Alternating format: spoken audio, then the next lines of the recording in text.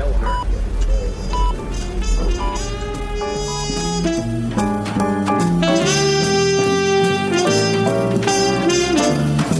Welcome to the Prescription for Success podcast with your host, Dr. Randy Cook.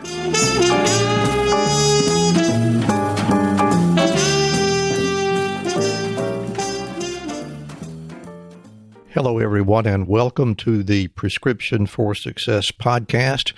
I'm Dr. Randy Cook, and I'll be your host for the program. Before we get into today's interview, let me just remind everyone that our podcast is brought to you by MD Coaches, a company dedicated to developing and empowering physicians and other healthcare professionals to realize a greater potential and to achieve a greater level of satisfaction in their chosen fields. You can find MD Coaches on the web at mymdcoaches.com. My interview guest today is Dr. Andrea Paul, who is a physician entrepreneur and the founder and CEO of Health Media Experts, a consulting company focusing on helping medical businesses leverage their presence using digital media. In just 4 years, she grew the company from inception to number 251 on the Inc. 500 list of successful companies. She has a really interesting story to tell about how she transitioned from her physician training to a highly successful advisor to physicians and other healthcare professionals. So now, let's hear that interview.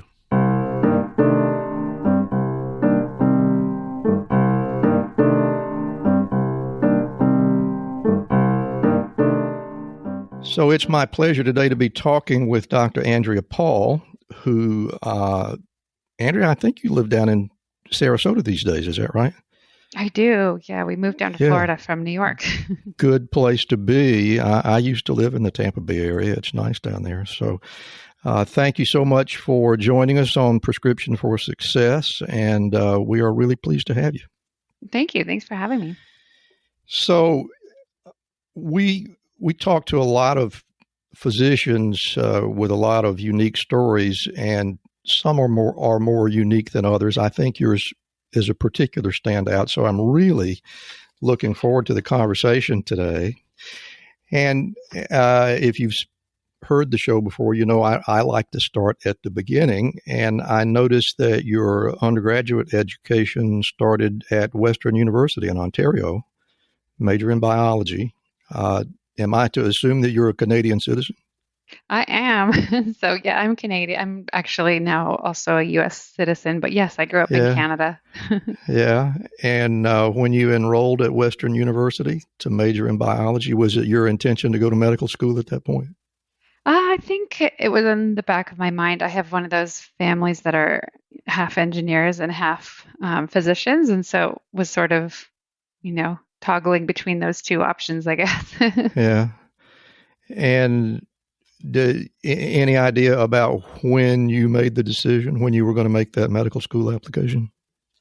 Yeah, I think right around, the last year or so of college, when it was sort of decision time as to what was coming next. And it seemed like the next logical step. And that's sort of how I ended up applying, as sort of had the prerequisites and had done the MCAT and decided to continue on that path. Was there anything in particular going on at that time that seemed to help you make the decision? No, I think, for me, it was sort of I up to that point, I kind of just followed the, just this is what you do, then you do this next. And I was sort of on that. Right.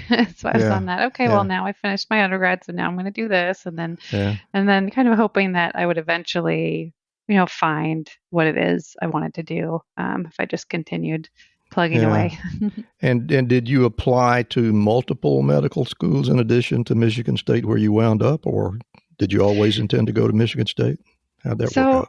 Yeah, well, I lived very close to the Michigan border, which is sort of how I was introduced to the schools in Michigan. So I think I applied to 2 schools in Michigan and then a couple of schools in Ontario as well. Yeah. And how maybe I should ask, did you pick Michigan State or did they pick you? I guess both. I think, it was the closest school interestingly, the shape of Ontario was sort of odd. So to where my family lived, it was actually closer than any school in Ontario. And so it was nice to, the No kidding. proximity to That's home. interesting. Yeah, Yeah. it is. And so it was close to home. And it was also kind of just, I'm always interested in doing some things that are different and sort of an adventure. And so I thought, well, I'll go to a new country and it'll be fun. And so that's how it happened. And actually, I think I was one of the first Canadian or non-U.S. students, I guess, that they had ever had, because it was a little bit of confusion at first when I got in, and I asked about a visa, and they were like, "Huh?" So, but it all worked out. And then, of course, the next question is, when you got there, when you found yourself in medical school, was it pretty much like you expected it to be? Were there surprises? What was that experience like for you? Yeah, it was more challenging academically than as we all know, than undergraduate studies, and I think also just when you jump in, they kind of put you right into sort of starting to think about what path you want to take, what specialty you want to take, so that was for me, I was still in that, okay, I think I want to do medicine phase. And so then having to make these real, everyone seemed to kind of know, okay, I want to do this or that. And I felt like one of a few people who really had really no idea what specialty or what kind of things interested me in medicine at that point. That's interesting. It's a substantially different experience than I had, as you might guess, having gone to medical school nearly half century ago. Most people at that time were encouraged to take their time and make that long-term decision a little bit later. But it sounds like, are you telling me that you felt some pressure to make a decision early about eventual specialty commitment or not? I don't think it was pressure. It was just that I think for whatever reason, my cohort or my class, they all came in with pretty good ideas of what they wanted to do. And so I felt like, oh, maybe I should know this. And I don't. So I don't think it was the school. It was more just, most of my class seemed like they came in, and most of them did stick with what they were interested in right from the beginning. So did you find that it got more comfortable or more enjoyable for you once you got the basic sciences behind you and you got into the clinical years, or not? Yes and no. I think I'm kind of a book person in that, doing this, studying the science and taking exams, like that was sort of like, okay, I'm good with that. That's my comfort zone. And so, jumping in and then actually that became kind of more real that, this isn't going to be studying from books anymore. And sort of, so that when this clinical stuff started, it definitely, that made me start to think about, okay, what did I choose and what, is this for me kind of thing. It's definitely a different style of learning, is it not, when you're in that clinical space? Mm-hmm. Yeah. I think it's great it definitely teaches you a lot more about sort of thinking on your feet and making decisions on the fly versus, where you can sit and study and prepare for a test. So then when it's going to happen and you take it and you're prepared. So it's a whole different way of learning. I've actually heard people say, and I'll be interested in your reaction to this, but I have actually heard people say that the second 2 years of medical school is much more like trade school than it is like university. Yeah. Does that ring any bells with you? I don't know.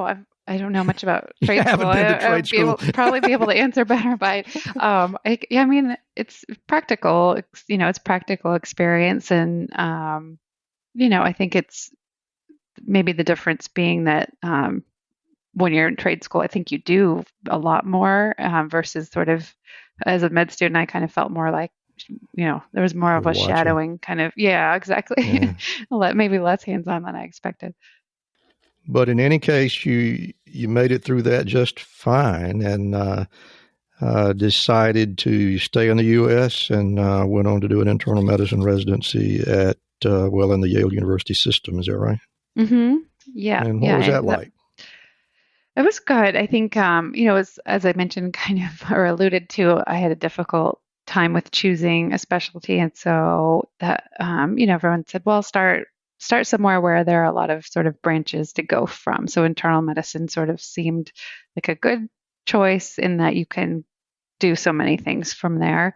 And I wouldn't be sort of limited. And so I ended up at Yale for my intern year, and that was a very intense intern experience. Yeah, I I bet it think was.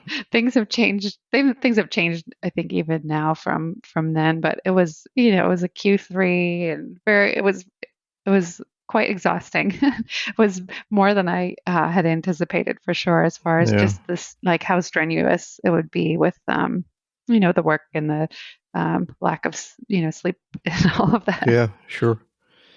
And did you start to have, were you able to formulate your long-term plan a little better on the basis of that? Did that exhausting work have any influence on the future plans that you made? I think it I think it did, just in that being really sleep deprived, and you run on your most basic like skills and mindset at that point. And I thought, Sure.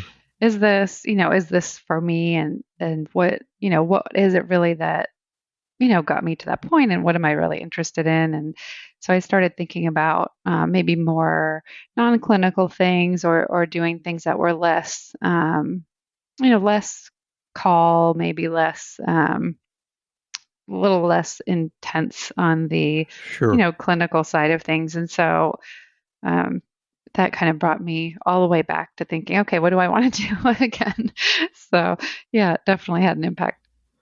And I may have this completely wrong, but I thought I saw something maybe in a LinkedIn profile about some work that you did in pathology at Mount Sinai. Am I Yeah, completely yep. off the So mark on that? no. So I, during my intern year, I sort of sat down with my attendings and just kind of expressed that I didn't know if this sort of career was for me. And so I said, well, why don't you look into it? And they kind of did what probably I should have done in med school, is they said, well, I'll do some rotations in other areas and specialties and see what you think. And I went down to the pathology department and did a month there during my intern year as sort of elective time, I guess, and thought, okay, well, this is more academics teaching. Like it felt like, okay, maybe this is a better fit. And so that I transferred after my intern year to Mount Sinai, to their pathology department. And once you're there, did you think, well, wow, this is it? I think this is where I'm going to stick, or not? No, I wish. I wish it was that simple. I had a feeling. So, so I mean, what it definitely did was put me in a city and in a place where I found what I wanted to do, which, being in New York, being at Mount Sinai, which has an incredible amount of resources in, entrepreneurship, a ton of interesting research, and their venture arm. So just being exposed to that, which I hadn't before, and realizing that there's this whole healthcare, there's a whole healthcare side that is pretty much dominated by non-physicians, but there are a few, and all these healthcare companies are being started and founded and run by non-physicians. And I thought, oh, well, that's interesting to me. And why are there more aren't there more physicians doing that? And so that's sort of how I pivoted from medicine into more, the healthcare tech side of things. That's very perceptive on your part. It has been a great gripe of mine for a very long time, and that is that there are a lot of people telling us how to do healthcare that don't have any experience in it at all. And I think it's very smart that you picked up on that. Now, that said, if I've got this correct, and again, the internet sometimes fails us, but you actually did some clinical work for some period of time in wound care. Am I right about that? Yeah. How'd you get Yeah. connected with that? Yeah. So, well, long story short, I took a leave from my pathology residency to start a business idea or pursue a business idea and join an accelerator actually that was in New York, a healthcare startup accelerator, which all it all kind of felt like it was meant to be that I ended up there and meeting the right people doing that. And so, yes, I worked part time doing wound care to kind of fund my business. And so, yeah, for about a year, a little over a year and a half, maybe almost a year and a half, I guess, I did wound care in the mornings, and then I would work on my business in the afternoons. And I think, I actually really enjoyed that work. It's a really kind of hands-on. You can, you really from day to day can see people, healing. And so that was kind of neat and different than internal medicine, which I felt, really discouraged because people don't get better that quickly with most chronic illness. So that was, I think it was definitely the best fit of things I had done for me at that time. But yeah, and then eventually just, the balance of doing that and the business taking more and more time ended up, leaving clinical medicine and just pursuing my business full time. That wound care experience sounds like a very happy coincidence for you. And I have to admit, and not to overtake the interview, but I had much the same experience after spending almost 40 years in general surgery. I transitioned into chronic wound care, and I found it very satisfying because for exactly the kind of thing that you're talking about, at least I think what you're talking about, and that is you get to see the patients over a longer period of time and watch their progress and their eventual they come to a point where they're fully healed. Whereas when I was a surgeon, when the stitches come out, your relationship is pretty much over. And being able to build that relationship with the patients was very satisfying for me. Did you find that as well? Yeah. I really, I enjoyed, I like that, you have a direct role in kind of getting them better to a point where, they can go off and, back to wherever they were before. I mean, the majority of cases. So yeah, and a little bit longer term relationship for the people who were more, chronically hospitalized or, in a facility. Because this was this particular wound care experience for you was in the inpatient setting. Am I right? Yeah, it was mostly in the inpatient, long-term, either long-term care type setting or in like a long-term rehab setting. Right. So, yeah. Good. So you helped me with the segue there. You were doing this in the morning, and in the evenings you were involved in some kind of an entrepreneurial project. And tell us what that was all about. Yeah, so in New York, I actually had started with this idea that, came about from, it was really spurred by my pathology program in that the board prep for pathology, and my husband at the time was a psychiatry resident. So for both of us, we just had been talking about how, there are not a lot of, online or electronic resources for board prep. And even CME, and that was, a decade ago now. But, and so, how can we, what could be created that would make, the studying process just more efficient? I remember at the pathology program, there were, like filing cabinets full of photocopied notes that like the previous residents had written and had been photocopied to almost, it was almost illegible. And I thought, wow, this is how we're studying. That doesn't seem efficient. Doesn't seem like the best way to study, or, the best source of material is even like, how do you verify if this is what you need to know or not? So started working on, building out, taught myself to program enough to kind of build out a basic platform to start putting actual, good vetted content, especially pathology. You need images.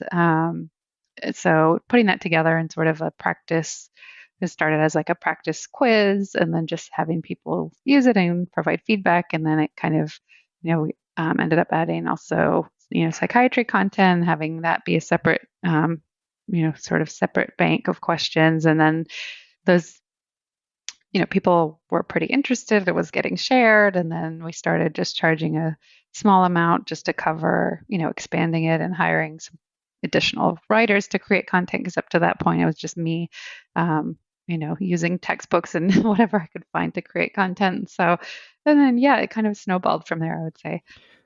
You make it sound, I don't want to say easy, but because I'm sure it wasn't, it sounds to me like that must have taken a tremendous amount of determination to stay on that task long enough to put together something that really looked like a board examination. Was it grueling? Was it exhausting? What was it like?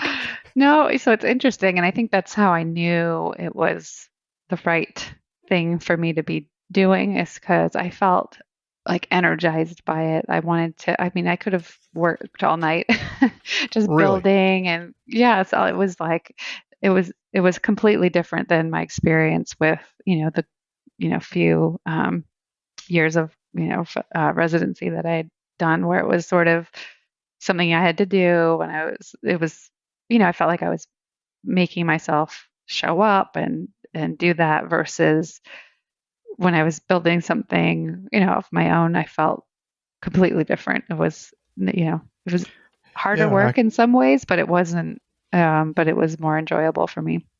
Yeah, that makes a lot of sense to me. So that was the beginning of what would be Board Vitals, which I assume is still in business. And are you still a part of that business, or did you move it over to another owner? Where are we with Board Vitals at this point? Yeah, no, Board Vitals, we started, it was late 2011, I guess technically early 2012, and it grew.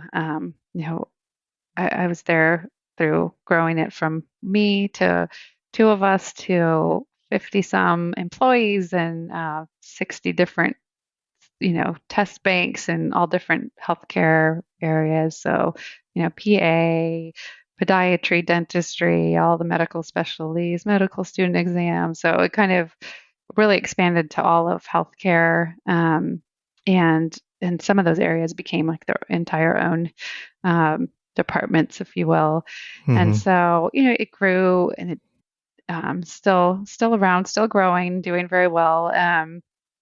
We actually made the Inc. 500 in our fourth year, which was pretty exciting. And it was really, really fun and really, just rewarding to see something I was working on a laptop in my little New York apartment turn into something, something that so many people use, which is really neat. And so it was acquired.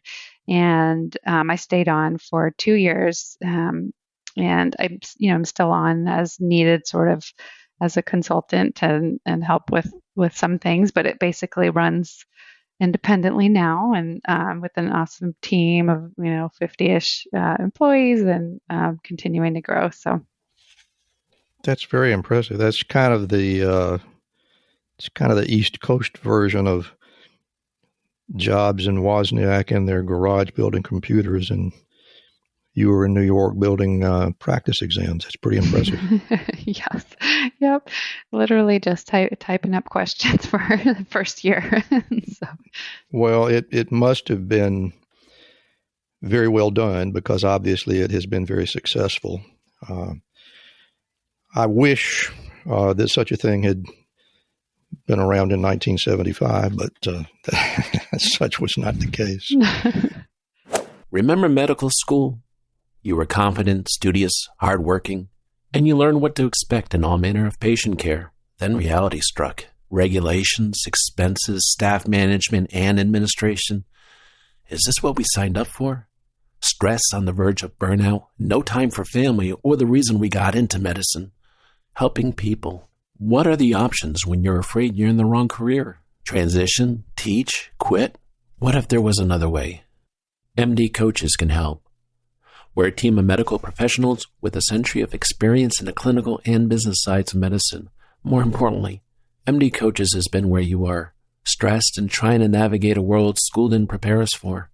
MD Coaches is your mentor, your confidant, to help you make your practice shine, navigate administrations, and successfully lead staff and projects.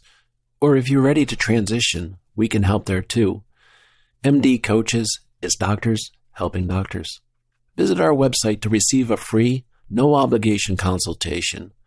Go to mymdcoaches.com/RX. That's mymdcoaches.com/RX. Isn't it time someone else was on your side? Don't let the business of being a doctor stop you from doing what you love. That site again, mymdcoaches.com/RX. Visit us today. Physician Outlook is a new magazine platform built for physicians and by physicians, and it's designed to showcase unique physician talents. Sometimes it might be clinical talents, but mostly it's about the intersection between clinical and non-clinical talents, whether it be writing or painting or cooking, or maybe even making a political statement in front of a state and local governing body, or even at the nation's capital, and dozens of other things. It's available online and in print. It's visually stunning on all of its platforms. I promise it's really unique in terms of physician lifestyle magazines. I think you'll really enjoy it. We think it's just the thing to fill your prescription for success. And like the Prescription for Success podcast, Physician Outlook magazine amplifies the voice of any doctor who has something to say, and also uniquely engages patients who still believe in physician-led, team-based care. And Prescription for Success listeners can get $20 off an annual subscription fee by visiting rxforsuccesspodcast.com/Physician Outlook. So let's move along. I know we've got, you got a few other things that you might like to talk about, but I think the latest one is Health Media Experts. You want to take us there and tell us how you got there? Yeah, absolutely. So in the whole process of building Board Vitals, I'd been through, an accelerator in New York and another in the DC, sort of split between the DC and Silicon Valley areas. And so I had met, a really great network of healthcare entrepreneurs, and many of them either didn't have physicians on their teams, or they were, physicians who were just starting, sort of like I did, with little experience in sort of, raising venture capital and doing this, the whole thing. And so I started just advising and mentoring just at my own time, especially when I had a little more time after Board Vitals was acquired. And so that sort of grew, and people were interested in, having, advice and feedback about, their healthcare businesses, how to grow them, especially, in the, both, to consumers and also to healthcare institutions, because at Board Vitals, we also sell to, medical schools and universities, and so institutional type of, the B2B, they call it, side of things. And so ended up doing consulting in that space. And then, I realized, I guess, similar to, why I liked the wound care thing, consulting was, I felt like I was doing these one-off projects, and then I wouldn't know sort of what happened or what the person or the business did from there. And I said, oh, this is, it's hard for me to do that. I'll say, okay, here's one little piece of advice, and then off you go. And then I would kind of have to follow up myself later. And so I thought, well, how could we do this in a way that, we could have a long-term relationship and could sort of be part of these different businesses, or helping these people grow something, and have it be more long-term versus, the standard kind of consulting format, which is, project-based and then sort of they are off on their own. And so that's how Health Media Experts started. So working with some amazing marketing experts that I had worked with throughout my time, at Board Vitals, and also through the different accelerators I had worked with, and coming together and saying, let's offer help to people who, either don't have funding yet to hire a full-time, chief marketing officer type of person, or maybe people who, are really involved on the clinical or the technical side of their business, but the marketing side, is maybe being neglected or not done to the full, to their full capabilities, because obviously everyone only has so much time.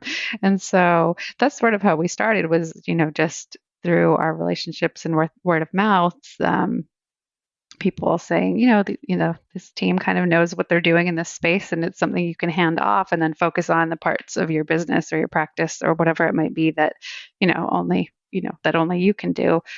And so that's how we started. And we've worked with lots of different healthcare companies and medical practices and really interesting, people in the healthcare space who have, either blogs or influencers, if you will, in the healthcare space, who have a broad amount of content and value they offer people, but the side of their business that is like promoting it and actually doing a lot of the design work and posting and scheduling and like the kind of big picture marketing strategy isn't their favorite. And so they can kind of hand that off to us, and then they can just do their thing and the parts that they enjoy. So yeah, that's sort of how it started.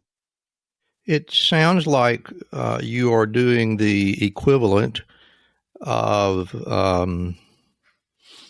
being the physician for healthcare businesses. You look at the big picture that they have, you figure out where their strengths and their weaknesses are, and you help them build on the strengths and improve on their weaknesses, regardless of what those things might be. Have I got the right idea here? Yeah, I think so. Yeah, between doing it, ourselves, me and all of my team have been involved in healthcare, various types of healthcare businesses before. So I think, between just, experience and then also just kind of understanding how the technical side of marketing works, and most of marketing now, I think it used to be more analog, and it's become pretty much all digital and data driven. And so, and I love data. And so that's where, when you talk about things like SEO or targeting ads, or how to write copy that, will work within both of those contexts, and things like that. So all of that is, that's my favorite part of things, is being able to pull the data and make decisions and produce content that is valuable, but also is going to, rank well in Google, and it's going to drive actual, conversions for the person. So tell me again, Health Media Experts has been in business for how long? So, if on the consulting side, we had been doing that for a couple of years, and then formally formed Health Media Experts as more of a, I guess, fractional CMO service versus a consulting service.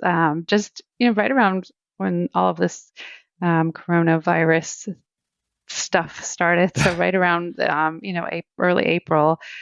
So it's been interesting. It's definitely been quite an interesting time. And, but it's good being able to help people also navigate, how do they make sure that this time is, not a bad time for their business. So you're still fairly in the early stages, I guess. I was going to ask you if you got anything out there on the horizon, some other world that you want to conquer, but I'm guessing all your attention is on HME right now, right? Yeah, I think, the next, what we really want to do is what we're doing right now is very, obviously manual and limited to our time and my team's time and hours and ability to help people on an individual basis. And so what's on the horizon is something that's going to be technology based and automate a lot of the processes that we're doing manually now. So I guess that's the next exciting thing, is just being able to offer something more broadly to people to do a lot of what we do, without having to have sort of a person doing it. So that's coming soon. It's really, really a remarkable story. And I really appreciate you taking the time to share it with us, Andrea. This is truly a unique story, and I really enjoyed hearing about it. We are at the point in the program that I like the best, because we want to hear your ideas and your recommendations on how we achieve success. That's the name of the show. So what I'm going to do is sit quietly for a moment, and Dr. Andrea Paul is going to give us her prescriptions for success. Oh, okay. So, yeah, I was asked to think about 3 prescriptions for success, and it's kind of challenging because I think success, I kind of had to think about, what does success mean? And of course, I think most people think about, either, a job title, or, it's promotions, or, financial success. I think more about, also just, being happy with where you are, being success, and wherever that is, and not necessarily compared to others. And so, I think the three most important things, the first being just being flexible.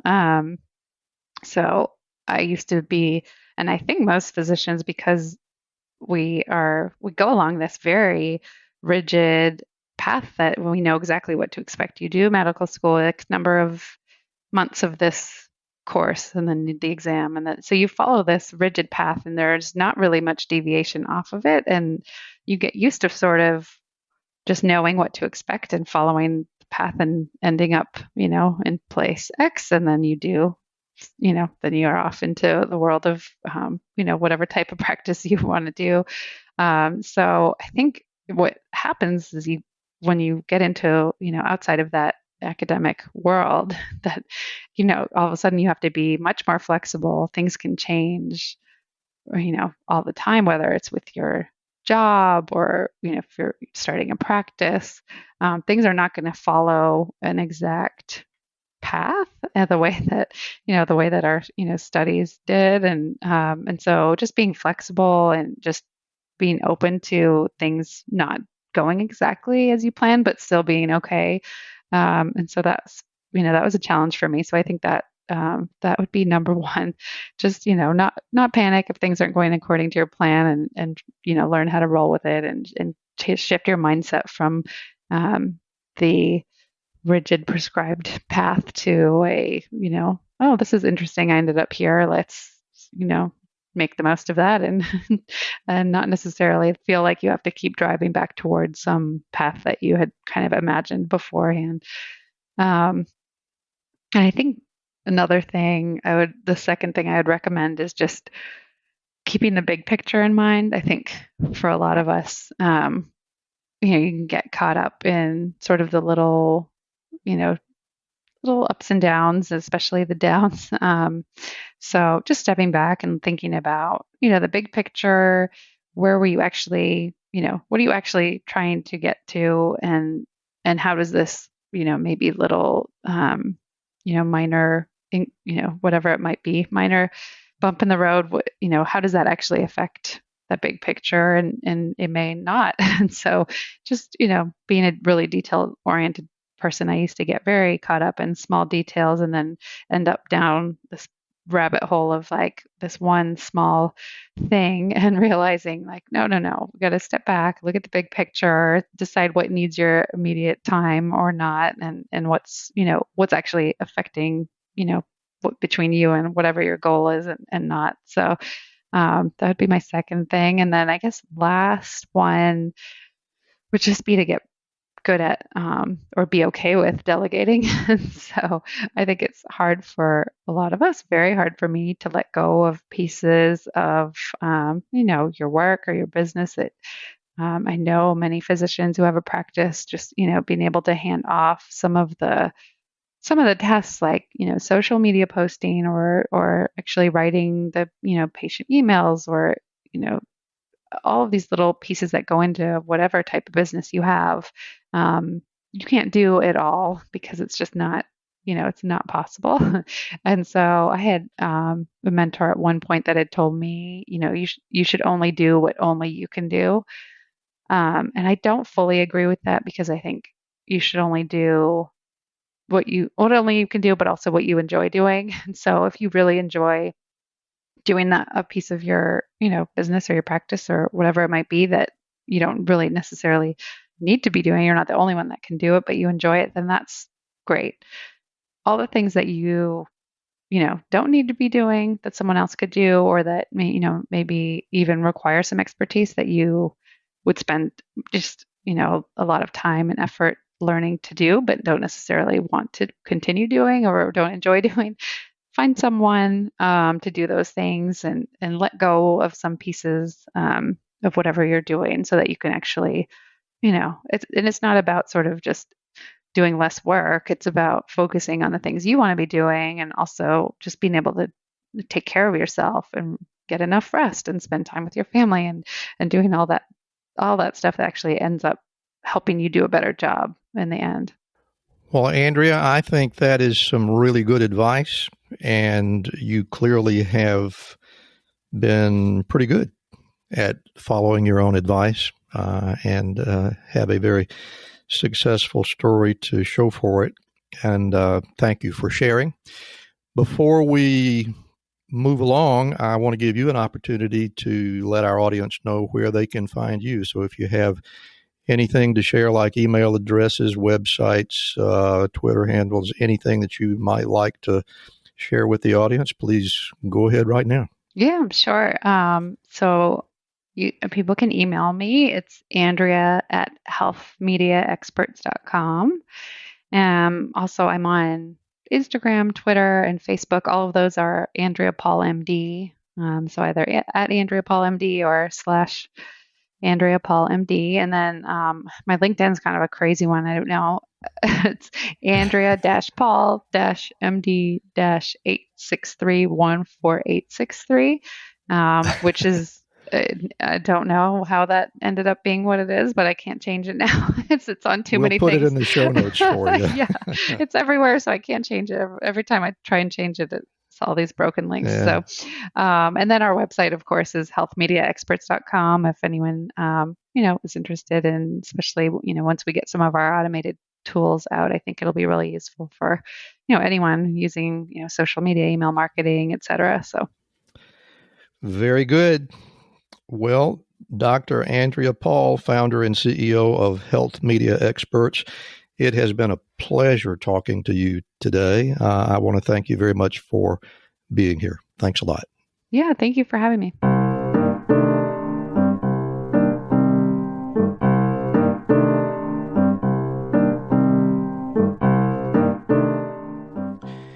And that will bring us to the close of another episode of Prescription for Success. But before we go, I want to encourage you to become a subscriber to our podcast.